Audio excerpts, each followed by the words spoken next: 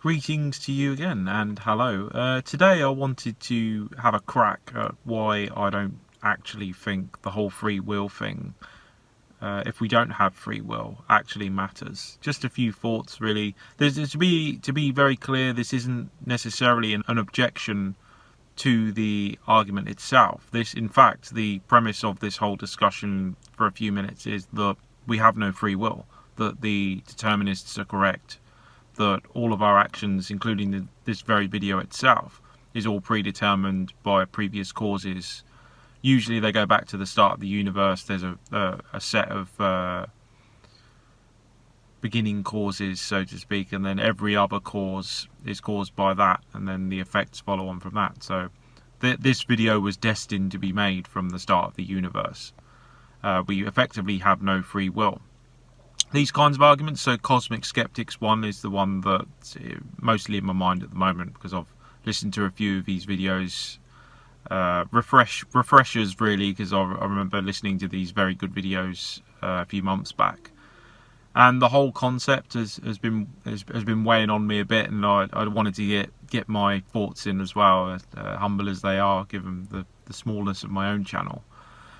But yeah, I actually don't think it matters all that much. It's one of those odd arguments and one of those odd areas that effectively is moot, in my opinion. So even if we accept that we have no free will, that our wants, as he describes in the video, aren't chosen. So just a very quick segue, I find that whole thing quite odd as well. So the whole idea of divorcing your wants and desires, which are uncaused by us, from us. So I find that whole thing strange in and of itself. I think most people, I would consider myself most people as well, would consider those things one and the same. So the person kind of is the confluence of all those desires and wants and what you may feel, and your whole ego and personality all rolled into a very complex ball of wax. I think the desires and wants themselves are you. You can't really divorce the two. So that's just on that very quickly. I find the whole thing there a bit strange. When CosmicSceptic says, or Alex says, that you can't choose to want vanilla ice cream over chocolate. You just want chocolate ice cream, and that's that. That's something that you haven't had any input into choosing. And so when you have chocolate ice cream, you couldn't have done it any other way. The want itself, even if you eat the vanilla ice cream, the want itself, or the want to eat vanilla ice cream despite the whole you have no free will thing, those things in and of themselves are uncaused by us. But then I find the whole thing a bit odd, how you can divorce the two. Surely that is a part of you.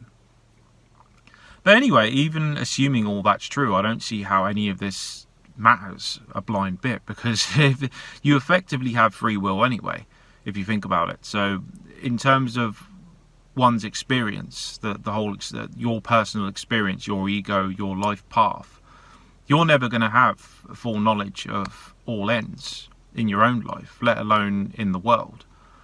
And no one ever will. Doesn't matter how smart you are, or how smart a set group of people are, or what kind of supercomputer or whatever crazy invention comes along. You're never going to know all ends, which was a requisite of what he said you'd need to have true free will, to have a non-determinist universe. You'd have to be able to consider all factors in a given choice that's behind a given choice, and then elect one course of action on the basis of knowing all these factors, and then you would truly have free will. But I think effectively you have free will anyway. I mean, in terms of your personal experience, I think context is important. So the context of the person, you yourself are going to go through the rest of your life not really knowing what's happening next. So yeah, your life's determined. Yeah, the conditions set billions and billions of years ago, or whenever the universe itself began, determines what your life will be. But you'll never be able to accurately 100% predict how your life will be. So it still behoves you to keep fit. It still behoves you to have ambitions and to live your life in the way that you choose to, even if that choice is just a deception. I don't necessarily think that just because free will is an illusion, that illusion is something that shouldn't be cherished and enjoyed and experienced. Again, as I prefaced at the beginning of the video, this isn't necessarily a contention of the argument itself. It's an acceptance of it, but then at the same time an acceptance of it and then saying that it's kind of irrelevant given that we effectively have free will anyway. We're effectively living an unseen life, and that can still give your life great meaning. And the experience of life itself as an individual that's unknown and always will be unknown, even though you can argue your whole life is determined and that the end point was always determined, it kind of gives you a bit of comfort. So just in support of the argument, it's kind of good. So if you do end your life and you haven't done as well as you thought, you could sort of fall back on the whole, oh well, it was predetermined. And yeah, there's a certain comfort to that. So I guess that's a good thing about the whole no free will arguments that you see nowadays. I don't personally believe that we have no free will, and I think intuitively, I think pretty much every person, even those that are strong advocates of the whole free will not existing thing, so Alex O'Connor, the CosmicSceptic, I think Stephen Woodward, sorry if I've got your name wrong, Rationality Rules, I think he believes it, Sam Harris famously, obviously in his book Free Will. Even people like that, died in the wall determinists, or just people who just don't believe in free will. I think even people like that would say that they feel they have free will. So it's one of those odd instances in life where even though we kind of know that it's nonsense, that we kind of know we don't have free will, but at the same time it effectively doesn't matter. So the illusion actually serves a purpose, that it enhances the experience itself, and that it's probably something that's best left not too strongly explored. Knowledge for the sake of knowledge is a good thing mainly, but then when it comes to certain particular areas like this, it's probably not a great thing. I know that's a terrible thing to say. If you love knowledge and history and all of that good stuff, and you look into it and you get a deep sense of satisfaction and it gives meaning to your life to sort of study these things, but I think in particular instances, this being one, it's probably not a good idea to delve too deeply, given the implications of, I think I've done a video in the past on the implications of an acceptance that we have no free will. So justice, for example, how could you have a just society when no one technically has responsibility for their actions? Achievement and any meaning are requisite on having choices. I mean, if you have no free will, why punish criminals? Why do anything? It seems that you have this vacuum of meaning in your life.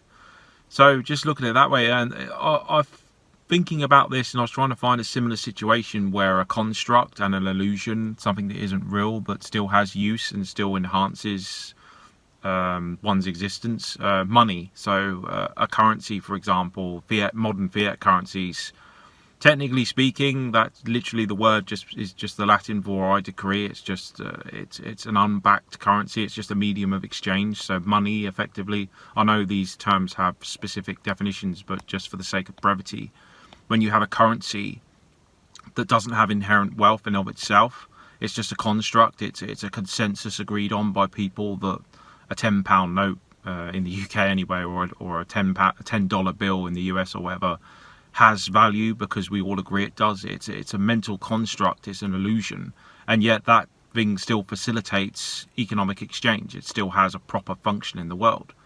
And I think the illusion of free will, even if it is an illusion, and even if it's not true in and of itself, still has value, regardless of whether it's valid or not. And it still enhances and enables a better life than if you accepted it.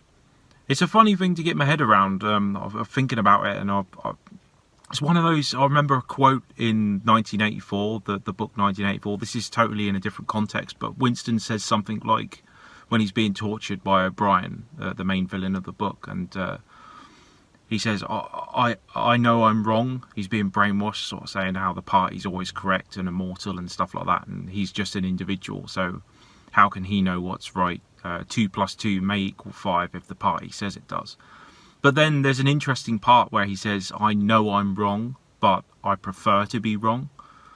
And it's kind of the way I feel with the whole free will thing. It's the intuition's so strong, and I study these different arguments and these very smart people, and I know I'm wrong, but then looking at it and looking at the whole thing in context, the illusion of it, I think I prefer to be wrong, and I think it's a good idea that the whole free will thing is probably for the best, that it's not a widely accepted thing, and that the intuition would just overwhelm any argumentation of it.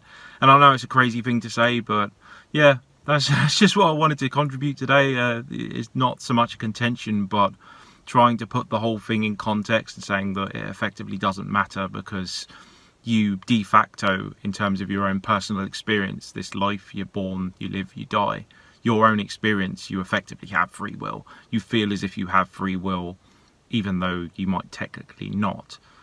And it's one of those things like the whole concept of a potential infinite. So there's no actual infinites in the world, but there's, I think Aristotle called it potentially infinite, where you could count an infinite amount of items or something. It's a similar thing. It's something that we can conceptualize, but we can never see in the world itself.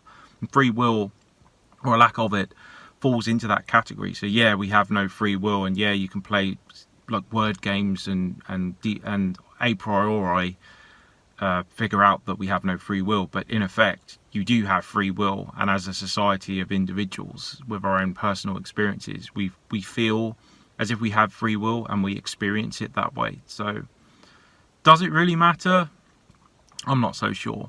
So that's just all I wanted to contribute today. So thanks for listening. A bit of a rant, but I thought it was worth saying, because I think sometimes objections are important to arguments, and maybe reformulating arguments and things that might matter in the world. They're important, but in this instance, I honestly don't think it really is, and it's certainly not going to change my life. I'm certainly going to live as if I have free will and do everything I can to achieve a self-actualized life, or a life that I feel has meaning, regardless of whether it's preset or not. And I highly recommend that people, even if you do read Sam Harris's book, if you listen to all these arguments, that you stay positive and you live as great a life as you can. So thanks for listening, and I shall see you in the next one.